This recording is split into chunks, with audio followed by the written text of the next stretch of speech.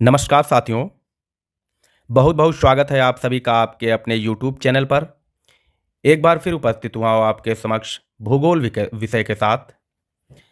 जी हाँ, जैसा कि हम लोग ने पिछले वीडियो में भारत का भौतिक विभाजन यानी कि भारत का भौगोलिक विभाजन हम लोग देख रहे थे, जिसमें हम लोग उत्तर पर्वतीय प्रदेश, जो उत्तर का पर्वतीय क्षेत्र है, उसका अध्ययन कर रहे थे, जिसमें हम लोगों ने पर्वतीय क्षेत्र को उत्तर से दक्षिण में 4 भागों में विभाजित किया था। ट्रांस हिमालय, बृहद हिमालय, लघु हिमालय और शिवालिक हिमालय में। ठीक है? और ये जो उत्तर पूर्वी क्षेत्र का जो पर्वतीय क्षेत्र है, उसको उत्तर पूर्वी हिमालय में वर्गीकृत किया था, जिसमें हम लोगों ने ट्रांस हिमालय को कवर कर लिया है। आज का जो अपना टॉपिक है, वो देखेंगे हम लोग बृहद हिमालय। आज हम लोग बृहद हिमालय के संदर्भ में जो है पढ़ेंगे, उसका अध्ययन करेंगे। तो आइए शुरुआत करते हैं बृहद हिमालय की। जैसा कि आप सभी लोग जानते हैं, भारत का भौगोलिक विभाजन 6 भागों में होता है। उत्तर का पर्वतीय क्षेत्र, उत्तर भारत का विशाल मैदान, भारतीय मरुस्थल, दक्कन का पठार, समुद्र तटीय क्षेत्र और द्वीप समूह। जिसमें हम लोग उत्तर का पर्वतीय क्षेत्र पढ़ रहे हैं। पर्वतीय क्षेत्र जो है उसको 4 भागों में विभाजित किया जाता है। ट्रांस हिमालय, ट्रांस हिमालय, महान हिमालय, लघु हिमालय और शिवालिक। ठीक है? शिवालिक। उत्तर पूर्वी हिमालय, उसको हम लोग अलग से उसका अध्ययन करते हैं, जिसमें हम लोगों ने ट्रांस हिमालय को पढ़ लिया है। आज हम लोग महान हिमालय, लघु हिमालय, शिवालिक और पूर्वी हिमालय का संपूर्ण अध्ययन करेंगे। तो लगातार बने रहिए हमारे साथ। यहाँ से बहुत ही महत्वपूर्ण प्रश्न पूछे जाते हैं। लगातार प्रत्येक परीक्षा में यहाँ से प्रश्न पूछे ही जाते हैं, 1 से 2 नंबर के। तो बने रहिए हमारे साथ। पिछले वीडियो में हम लोगों ने मैप को देखा है, मानचित्र को देखा है, जहाँ पर पर्वत श्रेणियों को देखा है। जिन भाइयों ने अभी तक नहीं देखा, वो लोग पिछली वीडियो को देख सकते हैं, वहाँ पे मानचित्र द्वारा समझाया गया है। आज हम लोग महान हिमालय का अध्ययन करेंगे, इसके बारे में पढ़ेंगे। महान हिमालय, जिसको बृहद हिमालय, आंतरिक हिमालय या हिमाद्री के नाम से भी जाना जाता है। यह जो है विश्व का सबसे युवा पर्वत है। इस पर्वत श्रृंखला का सबसे युवा एवं विश्व की सर्वोच्च चोटी माउंट एवरेस्ट है। यह जो है पर्वत श्रृंखला जो महान है हिमालय, यह हमेशा बर्फ से ढकी रहती है, क्योंकि ऊंचाई है यहाँ पर सबसे ज़्यादा। सबसे ऊंची पर्वत श्रृंखला यही है। ठीक है? तो ऊंचाई होने के कारण यहाँ हमेशा बर्फ ढकी रहती है, इसीलिए इसको हिमाद्री के नाम से जाना जाता है। क्लियर? इसकी औसत ऊंचाई 6100 मीटर, 6100 मीटर है इसकी औसत ऊंचाई। यह श्रेणी हिमालय की सबसे प्राचीनतम श्रेणी है। ठीक है? यह जो श्रेणी है हिमालय की सबसे प्राचीनतम श्रेणी है। कौन सी? महान हिमालय। विश्व के सबसे ऊंची चोटी एवरेस्ट, विश्व की जो सबसे ऊंची है चोटी एवरेस्ट, वो इसी पर्वत श्रेणी पर जो है विद्यमान है। कहाँ? नेपाल में। ठीक है? हिमालय की सबसे ऊंची चोटी एवरेस्ट नेपाल में अवस्थित है। नेपाल में हिमालय को सागर माथा के नाम से जाना जाता है, तथा तिब्बती भाषा में इसे चोमोलुंगमा कहते हैं। इंपॉर्टेंट है, फैक्ट इंपॉर्टेंट है कि पूछा जा सकता है कि चोमोलुंगमा किसे कहा जाता है। तो चोमोलुंगमा एवरेस्ट को ही कहा जाता है। या फिर ये पूछा जा सकता है कि नेपाल में एवरेस्ट को किस नाम से जाना जाता है, तो सागर माथा के नाम से जाना जाता है। यहाँ अब हम लोग देखते हैं कि हिमालय की प्रमुख पर्वत चोटियाँ, जो हिमालय है, जो महान हिमालय है, इसकी प्रमुख जो है पर्वत चोटियाँ हैं, सर्वोच्च चोटियाँ। तो एवरेस्ट 8848 मीटर है। ये विश्व की सबसे ऊंची चोटी है। ठीक है? विश्व की सबसे ऊंची चोटी। दूसरी कंचनजंगा, कंचनजंगा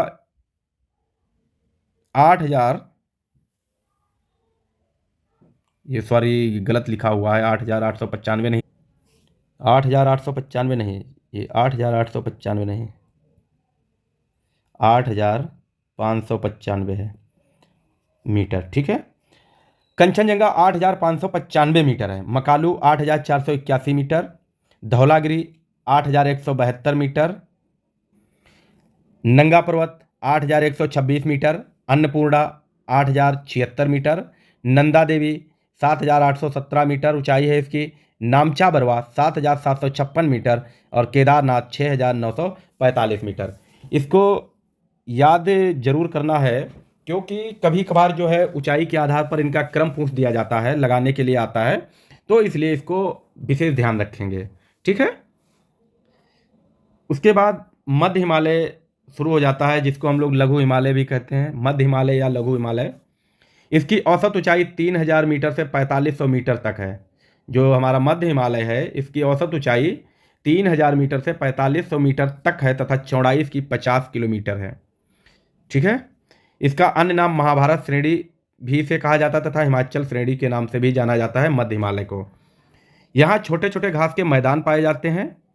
ठीक है। छोटे छोटे घास के मैदान किस श्रेणी में पाए जाते हैं? तो मध्य हिमालय श्रेणी में छोटे छोटे घास के मैदान पाए जाते हैं, जिन्हें कश्मीर में मर्ग कहते हैं, जैसे सोनमर्ग और गुलमर्ग। उत्तराखंड में इन्हें बुग्याल या पयार कहा जाता है। उत्तराखंड में इन्हें क्या कहते हैं? बुग्याल और पयार कहा जाता है। मध्यवर्ती भाग में द्वार व दून कहा जाता है। ठीक है। मध्यवर्ती भाग जो है उसको, मध्यवर्ती भाग का मतलब मध्य हिमालय और शिवालिक, क्या शिवालिक हिमालय की जो मध्य क्षेत्र है ये बीच में, ये द्वार और दून मध्य हिमालय में भी आते हैं और शिवालिक में भी आते हैं। तो मध्य हिमालय में जो है मध्यवर्ती क्षेत्र है इसको द्वार व दून, जैसे हरिद्वार, देहरादून, तो ये घास के मैदान है, इनको कहा जाता है। ठीक है। ये याद रखिए, पूछा जा सकता है कि उत्तराखंड में घास के मैदानों को क्या कहा जाता है? तो बुग्याल व पयार कहा जाता है। मध्यवर्ती क्षेत्रों में घास के मैदानों को क्या कहते हैं? तो द्वार व दून कहते हैं। ठीक है। कश्मीर में इनको क्या कहते हैं? तो मर्ग कहते हैं। ओके।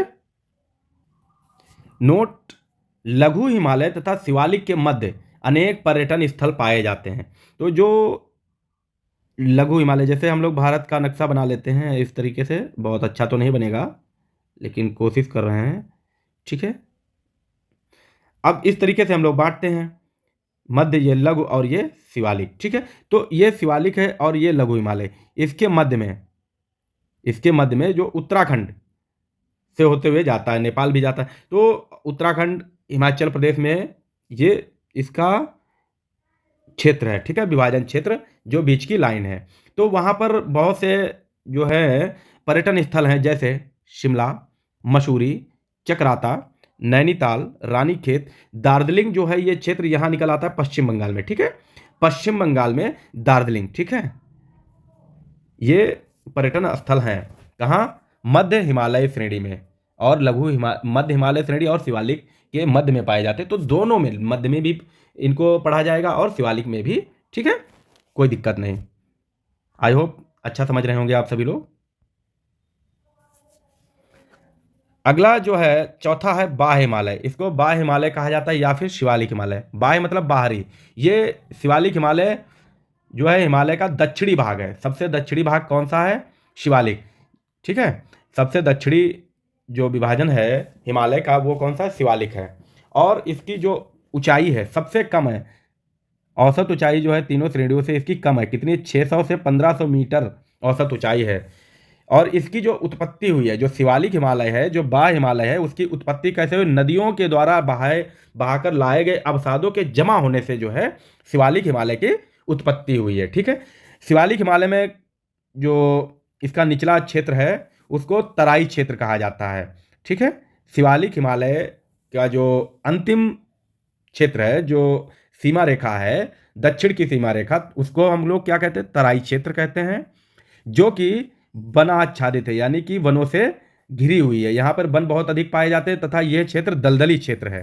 ठीक है। तो इसके साथ जो हमारा हिमालयी क्षेत्र, उत्तर का हिमालय क्षेत्र या पर्वतीय क्षेत्र, उसका विभाजन हम लोगों ने पढ़ लिया है।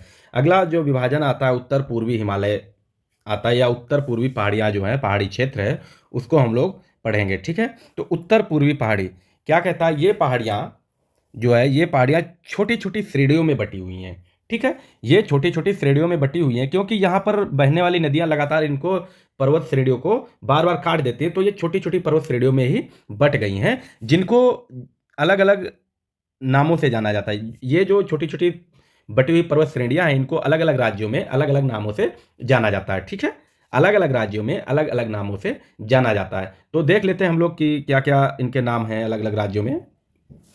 तो पहला जो है अरुणाचल प्रदेश, हम लोग देखेंगे कि अरुणाचल प्रदेश में कौन कौन सी पर्वत श्रेणियाँ पाई जाती हैं, पहाड़ियाँ पाई जाती हैं। तो अरुणाचल प्रदेश में डाफला पहाड़ी, मिरी पहाड़ी, अबोर पहाड़ी, मिस्की पहाड़ी और पटकाई बूम इम्पॉर्टेंट है।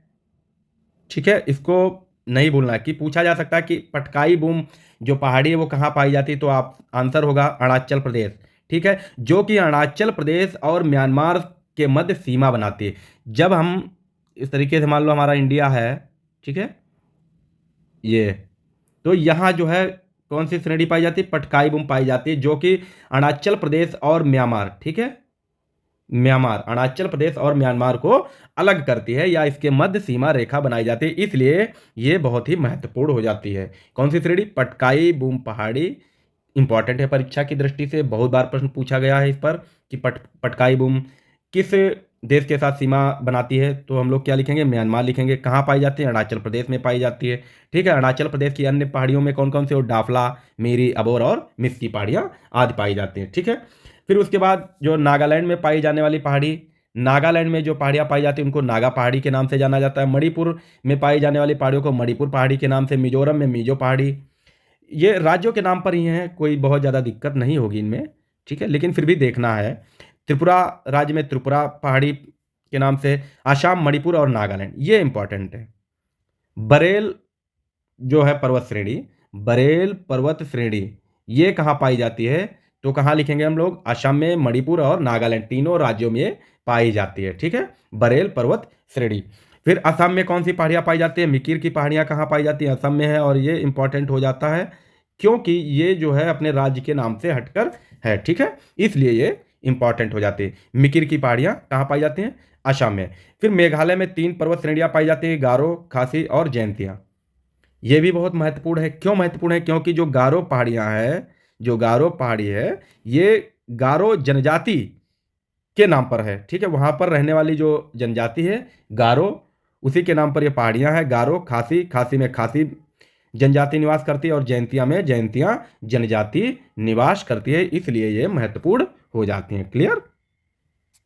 तो इसी के साथ हम लोगों का जो पर्वतीय क्षेत्र मैदान है, जो पर्वतीय क्षेत्र है, वो हम लोगों ने कवर कर लिया। अगला जो हमारा जो टॉपिक रहेगा, उत्तर भारत का विशाल मैदान।